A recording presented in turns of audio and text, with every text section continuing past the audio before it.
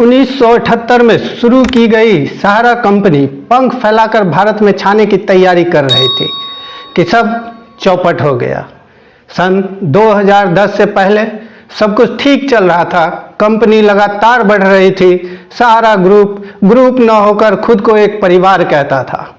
परिवार की कहानी भी बड़ी रोचक है साथियों, वीडियो को बीच में छोड़कर मत जाइएगा, बहुत ही दिलचस्प और रोमांचक वीडियो होने वाला है। जिन बातों से आप अनजान हैं उसकी जानकारी आपको मिलने वाली है। सहारा ग्रुप की एक कंपनी सहारा प्राइम सिटी ने बाजार नियामक सेबी के पास आईपीओ लाने के लिए DRHP जमा किया। हर कंपनी बाजार से पैसा उठाने से पहले ड्राफ्ट हियरिंग प्रोस्पेक्टस DRHP जमा करती है, जिसमें कंपनी से जुड़ी पूरी वित्तीय जानकारी होती है।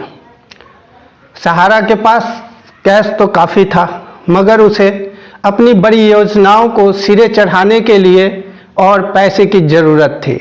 कंपनी बढ़ते भारत के साथ खुद बढ़ने के लिए बड़े पुल, एयरपोर्ट्स, रेलवे सिस्टम से जुड़े इंफ्रा प्रोजेक्ट में हाथ डालना चाहती थी। इसी कारण सहारा इंडिया आईपीओ लाना चाहते थे।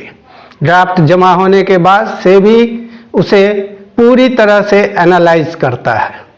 इसी प्रक्रिया में सेबी ने पाया कि सहारा ने अपनी दो अन्य कंपनियों के माध्यम से पहले ही 19,000 करोड़ रुपए जुटाए हैं। इसके लिए दोनों कंपनियों ने 2 करोड़ निवेशकों से पैसा लिया था। ये दो कंपनियां थी Sahara India real estate corporation limited और Sahara India housing investment corporation limited. साथियों, मैंने पहले भी रियल एस्टेट और हाउसिंग फाइनेंस कंपनियों के बारे में वीडियो बना चुका हूं, जिसे आपने बहुत ही सराहा है। सेबी ने सहारा से पूछा, 19,000 करोड़ रुपये कोई छोटी मोटी राशि नहीं है। ऐसे में इतना बड़ा धन जुटाने के बारे में आपने पहले जानकारियां क्यों नहीं दी? सहारा की तरफ से जवाब आया कि फंड जुटाने की यह प्रक्रिया आम लोगों के लिए खुली नहीं थी। इसमें केवल मित्रों, कर्मचारियों, सहारा ग्रुप की ही कुछ अन्य सदस्यों ने हिस्सा लिया था। कुल मिलाकर यह एक प्राइवेट फंड रेज था। चूंकि बॉन्ड्स को स्टॉक एक्सचेंज पर लिस्ट नहीं किया जाना था, इसी वजह से सेबी को जानकारी नहीं दी गई। दरअसल सहारा की इन दोनों कंपनियों ने लोगों से पैसा जुटाए और इसके बदले में उसे OFCD दिए। रुपयों के बदले में यह एक तरह की सिक्योरिटी थी कि जब कंपनी लिस्टेड होगी तो निवेशकों के इसके बदले में शेयर मिल जाएंगे, जिन्हें बाजार में ट्रेड किया जा सकेगा। नियम कहते हैं कि इस तरह की प्राइवेट फंड रेजिंग हो सकती है, मगर 50 से कम लोग शामिल हो।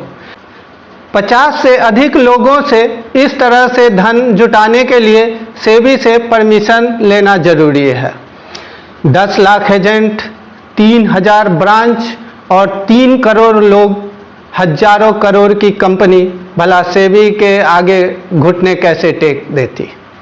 सहारा ने दावे किया कि यह पैसा उसने अपने परिवार से जुटाया है।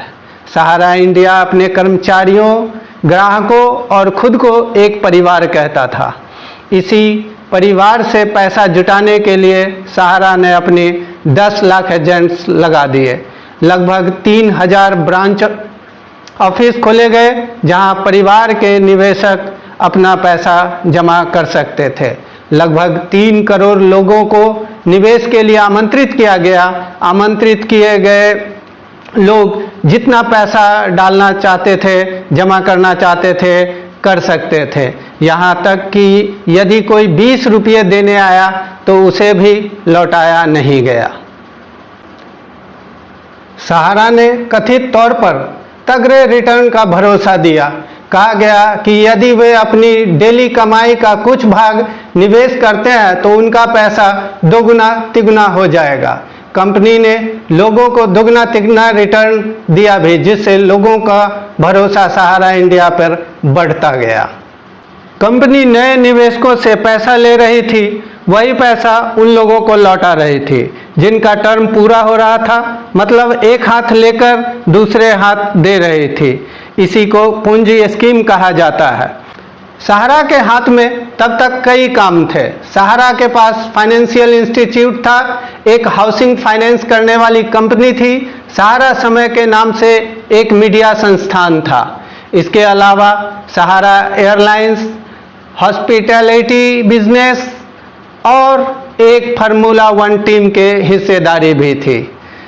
एक समय था जब सहारा इंडिया भारत के क्रिकेट टीम को भी स्पॉन्सर करते थे। सहारा को भारी पड़ा सेबी को आंख दिखाना, चूँकि सेबी को हजारों करोड़ जुटाने के बारे में कोई जानकारी नहीं दी गई थी, तो सेबी ने इसे अवैध करार दिया।